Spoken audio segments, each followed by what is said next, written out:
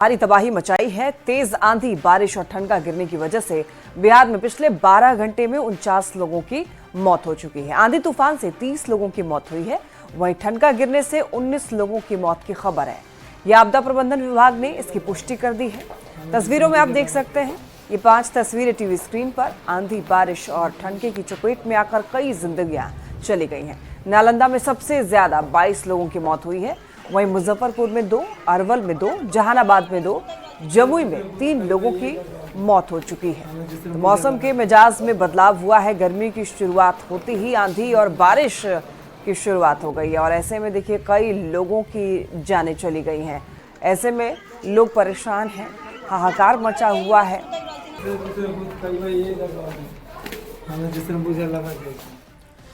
और बिहार में आसमानी कहर जारी है। बिहार में ठनका और तूफान से मौत हो रही है। सीएम नीतीश कुमार ने इस पर दुख भी जताया है। मृतकों के आश्रितों को अब मुआवजा देने की बात सीएम नीतीश कुमार की तरफ से की गई है। 4-4 लाख रुपए मुआवजे का ऐलान सीएम ने किया है। सीएम ने लोगों से अपील की है कि खराब मौसम में सतर्क रहे और इसके साथ ही आपदा प्रबंधन के सुझाव का पालन करें। तो सीएम की तरफ से भी दुख जताया गया है। 4-4 लाख रुपए मुआवजे देने की बात सीएम नीतीश कुमार ने कही है, लेकिन सीएम नीतीश कुमार ने इसके साथ ये भी कहा है कि जो आपदा प्रबंधन विभाग की तरफ से अपील की जा रही है, जो सुझाव दिए जा रहे हैं, उसका भी लोग पालन करें।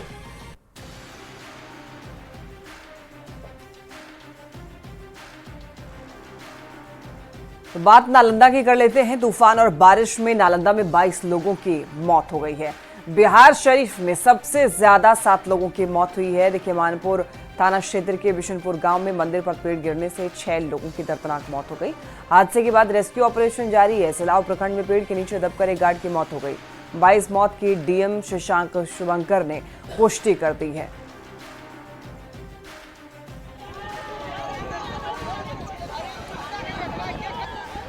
तो आपदा आपातकालीन नंबर टीवी स्क्रीन पर देखिए फ्लैश किया जा रहा है, इसको आप नोट कर सकते हैं। कहीं भी आपको अगर ऐसी घटना होती हुई दिखाई देती है तो तुरंत आप इन नंबरों पर कॉल कर सकते हैं, आपको ज़रूरी सहायता ज़रूर प्रदान की जाएगी। तो फिलहाल देखिए मौसम का कहर बरपा है और मौसम में मिजाज बदला है। कई जगहों पर आंधी, तूफान, तेज़ हवा देखने को मिल रही है और ऐसे में कई लोगों की जान चली जा रही है। तो ऐसे में आपको सावधानी बरतनी है। वज्रपात के दौरान आप क्या करें और क्या ना करें, ये टीवी स्क्रीन पर चल रहा है। बिजली के उपकरण या फिर तार के संपर्क में आने से बचाव करें। धातु की डंडी वाले छातों का उपयोग बिल्कुल भी ना करें और साथ ही साथ बारिश के समय में कोशिश करें घर के बाहर ना निकलें और कोशिश करें कि भारी बारिश के दौरान आपको घर के अंदर ही रहना है। तालाब और जलाशय के पास जाने से बचाव करें। वज्रपात के दौरान आपको सावधान रहना है। जब भी बिजली कड़कते हुए आपको दिखाई दे, आपको किसी भी घर में या फिर कोने वाली जगह पर दुबक जाना है। बाहर खुले आसमान के नीचे आपको नहीं रहना है। कुल 22 लोगों की मृत्यु हुई है, जिसमें 21 लोगों की मृत्यु आंधी के कारण हुई है, कहीं दीवार गिरने से, कहीं पेड़ गिरने से, और एक व्यक्ति की मृत्यु वज्रपात से हुई है। तो माननीय मुख्यमंत्री जी ने सभी को मुआवजा देने का तत्काल निर्देश दिया है और इसके लिए कार्रवाई भी शुरू कर दी गई है। और अब आपको मुंगेर से भी बड़ी खबर बताएं, जहां ठनका गिरने से लड़की की मौत हुई है। 10 साल की लड़की की मौत हुई है। आपको बता दें कि धरहरा प्रखंड के महगामा पंचायत की एक घटना सामने आ रही है। बड़ी खबर आपको मुंगेर से बता रहे हैं, जहां ठनका गिरने से लड़की की मौत हुई है। 10 साल की लड़की की मौत हुई है और धरहरा प्रखंड के महगामा पंचायत की ये घटना है। तो मौसम का कहर लगातार लोगों पर बरप रहा है और अलग अलग जगह से जो मौत की घटनाएं हैं वो अब सामने आ रही हैं। 10 साल की लड़की की मौत हो गई है और इसीलिए न्यूज़ 18 पे आपसे यही अपील करता है कि जब भी वज्रपात आपको लगे, बिजली कड़के, तो आप बाहर घर से बिल्कुल भी ना निकलें। और क्या क्या सावधानी बरतनी है, ये भी आपदा प्रबंधन विभाग की तरफ से जो गाइडलाइंस है वो जारी किए गए हैं। बात जमुई की कर लेते हैं। भारी बारिश और आंधी से भारी तबाही हुई है। बता दें आपको, बारिश में अलग अलग जगहों पर 3 महिलाओं की मौत हो गई है। ठनका गिरने से खैरा इलाके में जीविका दीदी रंजू देवी की मौत हो गई है, जबकि सिकंदरा के पोहे गांव में धनेश्वरी देवी नाम की महिला की मौत हुई है। नगर थाना इलाके के नवीन नगर गांव में घर पर ताड़ का पेड़ गिरने की वजह से पेड़ से दबकर ललिता देवी की मौत हो गई। तो आंधी बारिश में पेड़ गिरने से कई जगहों पर आवागमन भी बाधित हुआ है, बिजली आपूर्ति भी बाधित है। जायजा लिया संवाददाता केसी कुंदन ने। ताड़ हटवा दीजिए। जानते तीनों में कोवा का फल होता है और एक दो बार आदमी के देह पर भी गिर गया था, माल जाल पर भी गिरते रहता है। हम उसको बताए थे कि जो है ताड़ के पेड़ जो है हटा दीजिए, लेकिन नहीं मानता है वो लोग। आज जो है ये बारिश में ताड़ के पेड़ जो है घर पे गिर गया और आदमी डेथ कर गया। मेरा क्या है? बेमौसम बरसात जमुई में आफत बनकर आई है, जहां पर 3 अलग अलग घटनाओं में 3 महिलाओं की मौत हुई। बात अगर करें तो जमुई जिले के सिकंदरा इलाके के पोहे गांव में धरेश्वरी देवी नाम की महिला की मौत वज्रपात से हुई। वहीं खैरा इलाके के मिल्की गांव की रहने वाली रंजू देवी की मौत वज्रपात से हो गई। वहीं अगर देखा जाए तो जमुई नगर थाना के नबीनगर गांव में ललिता देवी नाम की एक महिला की मौत तब हो गई जब वो अपने घर के पास थी और घर पर तार का पेड़ गिर गया आंधी की वजह से, जिससे उसकी मौत हो गई। वहीं उसका एक भतीजा घायल हो गया। इस बेमौसम बरसात और आंधी तूफान में जहां पर फसलों को नुकसान पहुंचा ही है, वहीं कई जगह पेड़ गिरे हैं सड़क पर, जिससे आवागमन बाधित है और जबकि बिजली आपूर्ति भी बाधित है, जिसे दुरुस्त करने में जिला प्रशासन लगी है। और अगर बात करें तो नुकसान की कितना हुआ है, इसका आकलन आपदा विभाग कर रहा है। केसी कुंदन, न्यूज 18 जमुई। और सासाराम में भी तेज आंधी से भारी नुकसान हुआ है। तेज बारिश और आंधी में शहर के साथ साथ ग्रामीण इलाके में कई पुराने पेड़ उखड़ गए हैं और सड़क पर पेड़ गिरने से यातायात भी प्रभावित हो गया। आपको बता दें कि कई दुकानों के छज्जे भी गिर गए और शेरशाह मकबरा के पास तो एक ऑटो रिक्शा विशाल पेड़ के नीचे दब गया। गनीमत रही कि उसमें कोई सवारी नहीं था और किसी को कोई नुकसान नहीं हुआ। तस्वीरें टीवी स्क्रीन पर आप देख रहे हैं। देखिए किस तरीके से सासाराम से एक खबर आई है जहाँ पेड़ गिर गया है और सड़क पर पेड़ गिरने से यातायात प्रभावित हुआ। कई दुकानों के छज्जे भी गिर गए हैं और शेरशाह मकबरा के पास तो एक ऑटो रिक्शा विशाल पेड़ की चपेट में आ गया। हालांकि उसकी भी तस्वीर आपको टीवी स्क्रीन पर दिखा रहे हैं। हालांकि उसमें कोई भी यात्री सवार नहीं था, जिससे किसी को हताहत नहीं हुई, किसी की जान नहीं गई। क्या हुआ कि आंधी तूफान की वजह से शहर में कितना सारा जो पेड़ है काफ़ी गिर गया, जिससे रोड को मतलब काफ़ी देर तक बाधित रहा और लोगों के सहयोग से, प्रशासन के सहयोग से जो सड़क है वहाँ से पेड़ को हटाया गया। तो भारी बारिश और आंधी तूफान से क्या कुछ नुकसान हो रहा है, कहां कहां, वो हम लोग बात कर रहे हैं। नालंदा जिले में देखिए तेज तूफान का भारी असर दिख रहा है। 2 दिवसीय कुंडलपुर महोत्सव के आयोजन के लिए बना पंडाल पूरी तरह से ध्वस्त हो गया है। हालांकि इस घटना में पंडाल में मौजूद 50 से भी अधिक लोग भागकर अपनी जान बचाने में कामयाब रहे। कुंडलपुर से अधिक जानकारी दे रहे हैं न्यूज 18 संवाददाता अभिषेक कुमार।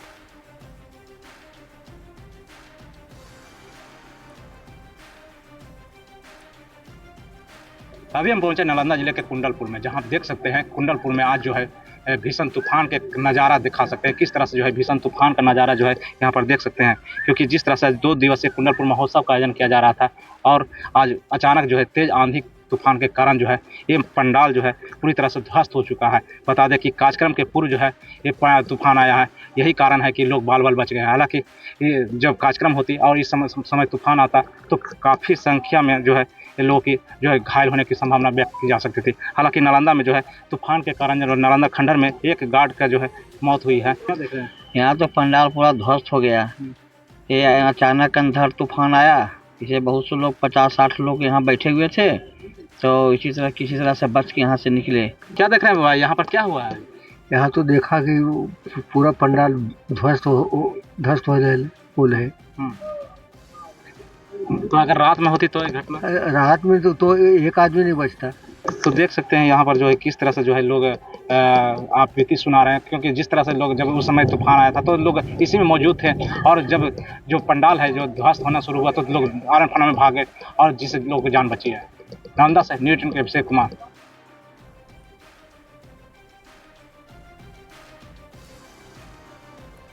तो जहानाबाद में आंधी तूफान और ठनका गिरने से भारी नुकसान हुआ। आपको बता दें कि घोसी प्रखंड क्षेत्र के मोहद्दीपुर गांव में ठनका गिरने से एक युवक गुड्डू कुमार की मौत हो गई है। वहीं जहानाबाद सदर प्रखंड की अगर हम बात कर ले तो वहां पर भी मुकदुमपुर में बिजली का पोल गिर जाने से खुशबू कुमारी नामक एक बच्ची की मौत हो गई। ठनका गिरने से जहानाबाद में कई लोग घायल भी हुए। और इस वक्त आपको हम तस्वीर भी दिखा रहे हैं उन घायल लोगों की और जिनकी मौत हुई है। जहानाबाद से ये खबर आ रही है जहां ठनके की चपेट में आकर कई लोग घायल हो गए हैं, कई लोगों की मौत हो गई है और आंधी और ठनका गिरने से भारी नुकसान भी हुआ है। और इसीलिए लगातार आपदा प्रबंधन विभाग की तरफ से और न्यूज़ 18 की तरफ से भी ये अपील की जा रही है कि जब भी मौसम खराब हो आप घर से बाहर ना निकलें। ये क्या हुआ था? जैसे सर गेहूं के कटनी काटने गए थे, उसी में आंधी और पानी आया तो घर लौट रहे थे, उसी में ठंडा गिर गया, उसी में ऐसे हो गया। घर में लोकल अंधारवा में कई घरवा पर गिरल पलवा, फिर घर सोचला कि हमर घरवा गिरी तो घरवा में से भागल जाई तले त एकरे पर फिर गिर गेल लगता पलवा एकरे पर गिर आई का कालुआ तो सब कोई कहा है एकरा कहां घर है? वहीं नेता प्रतिपक्ष तेजस्वी यादव ने भी प्राकृतिक आपदा और इससे हुई जनहानि को लेकर एक्स पर पोस्ट करके दुख जताया है।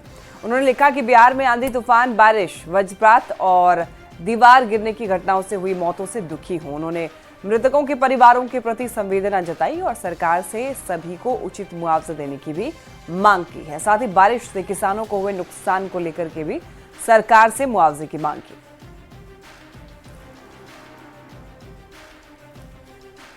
खबर आरा से है जहां पंडित दीनदयाल उपाध्याय पटना रेलखंड के तूरीगंज स्टेशन के पास तेज आंधी के कारण अप एवं डाउन लाइन पर 1.5 घंटे से ज्यादा आवागमन बाधित रहा। आपको बता दें कि ओवरहेड वायर के ऊपर एक बड़ा सा पॉलिथीन फंस गया था और इसी वजह से पैसेंजर ट्रेन घंटों खड़ी रही। बाद में किसी तरह से उसी पॉलिथीन को हटाया गया और जिसके बाद ट्रेन रवाना हुई। स्थानीय लोगों ने यह बताया कि अचानक तेज आंधी और बारिश के कारण एक बड़ा सा पॉलिथीन शीट ओवरहेड वायर के ऊपर फंस गया और बक्सर की तरफ पटना जाने वाली पैसेंजर ट्रेन को चालक ने रोक दिया। वहीं आरा से बक्सर की तरफ जा रही पैसेंजर ट्रेन भी तूरीगंज स्टेशन के समीप रोक दी गई।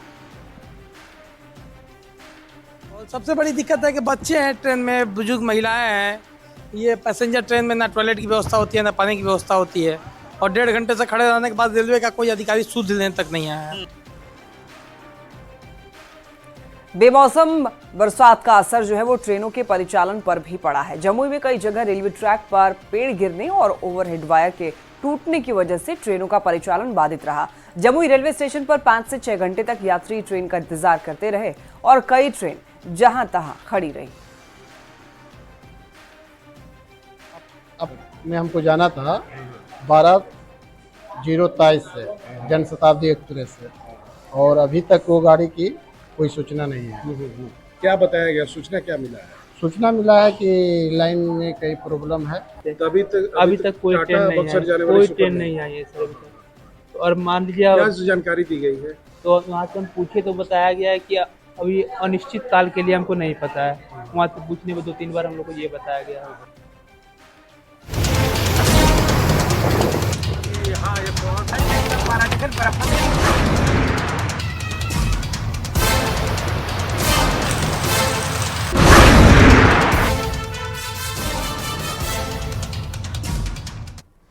और इसी बीच बड़ी खबर आ रही है तहव्वुर राणा को लेकर के। आपको बता दें कि तहव्वुर राणा को कोर्ट में पेश किया गया। पटियाला हाउस कोर्ट में तहव्वुर राणा की पेशी हुई है। तहव्वुर की पटियाला हाउस कोर्ट में पेशी हुई। एनआईए के स्पेशल कोर्ट में तहव्वुर की पेशी हुई है। आपको बता दें कि एनआईए को तहव्वुर की 14 दिन की कस्टडी मिली है। बड़ी खबर आपको राजधानी दिल्ली से बता रहे हैं जहां तहव्वुर राणा को कोर्ट में पेश किया गया है। पटियाला हाउस कोर्ट में तहव्वुर राणा की पेशी हुई है और तहव्वुर की पटियाला हाउस कोर्ट में पेशी हुई जहां एनआईए के स्पेशल कोर्ट में तहव्वुर की पेशी हुई और एनआईए को तहव्वुर की 14 दिन की कस्टडी भी मिली है।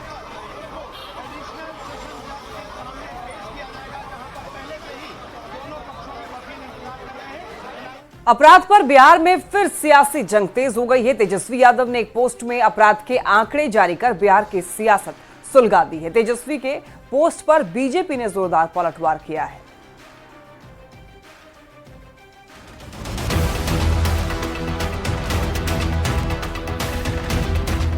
अपराध पर बिहार में फिर सियासत हाई है। तेजस्वी यादव के सोशल मीडिया साइट एक्स पर पोस्ट के बाद अपराध पर सियासत गर्मा गई। अपराध के आंकड़े पेश किए गए जिसके बाद बीजेपी ने तेजस्वी यादव पर जोरदार पलटवार किया। सम्राट चौधरी ने कहा, ये आरजेडी की सरकार नहीं है जहां की मुख्यमंत्री हाउस से अपराधियों को संरक्षण मिलता था। अगर अपराधी हथियार दिखाएंगे तो फिर वो ठोके जाएंगे। तो डिप्टी सीएम विजय सिन्हा ने कहा कि तेजस्वी आरजेडी के जंगल राज पर पर्दा डालने की कोशिश कर रहे हैं। ये राजद की सरकार नहीं है, ये लालू प्रसाद जी की सरकार नहीं है कि सत्ता मुख्यमंत्री कार्यालय से चलेगा। यहाँ जो अपराधी है, अपराधी यदि गलत करेंगे तो उनको जेल में जाना पड़ेगा, और जो अपराधी कट्टा या हथियार दिखाने का काम करेंगे उसको पुलिस ठोकने का भी काम। गिरफ्तारी भी करती है, एक्शन भी लेती है। आप बताओ कि कार्रवाई नहीं हुआ, सरकार को विपक्ष की जिम्मेवारी है आईना दिखाने का, और वो आईना दिखाए और सरकार एक्शन नहीं लेगी तब प्रश्न उठाने का है। लेकिन ये सिर्फ लोगों को बरगलाना है, अपने जंगल राज गुंडा राज के पाप को छुपाना है और आंकड़ा जारी करना है। लॉ एंड ऑर्डर पर तेजस्वी यादव के पोस्ट पर बीजेपी सांसद संजय जायसवाल ने भी सवाल खड़े किए हैं। संजय जायसवाल ने कहा कि तेजस्वी यादव अपना क्राइम डेटा दें जब अपराधी लालू प्रसाद एक घर पर बैठकर डिनर करते थे। उनको ये भी डाटा देना चाहिए कि हमारे यहाँ अगर कोई क्राइम होता है तो निश्चित तौर पर अपराधी पकड़े जाते हैं, और अपना वो क्राइम डाटा दें कि जितने भी अपराधी होते थे वह उस समय लालू जी के घर पे बैठ के डिनर करते थे। चुनावी साल में अपराध पर सियासी वार पलटवार का दौर जारी है। एक तरफ तेजस्वी नीतीश की सरकार पर सबसे बड़ी कामयाबी सुशासन पर लगातार सवाल खड़े कर रहे हैं, तो एनडीए आरजेडी के शासनकाल के बुरे दौर की याद दिला रही है। पटना से न्यूज 18 के लिए धर्मेंद्र कुमार की रिपोर्ट। तेजस्वी यादव सरकार पर अपराधियों का सांठगांठ का आरोप लगाते हैं। बिहार में आपराधिक वारदातों की लंबी सूची जारी कर सरकार के इकबाल पर सवाल उठाते हैं, और इस बीच उनके अपने ही विधायक पर बड़ा गंभीर आरोप है कि आरजेडी विधायक रणविजय साहू पर एक व्यक्ति के साथ मारपीट और जान से मारने की धमकी देने का आरोप लगा है। आपको बता दें कि टिकट दिलाने के नाम पर पैसे ऐंठने का भी आरोप है। ये खास रिपोर्ट देखिए।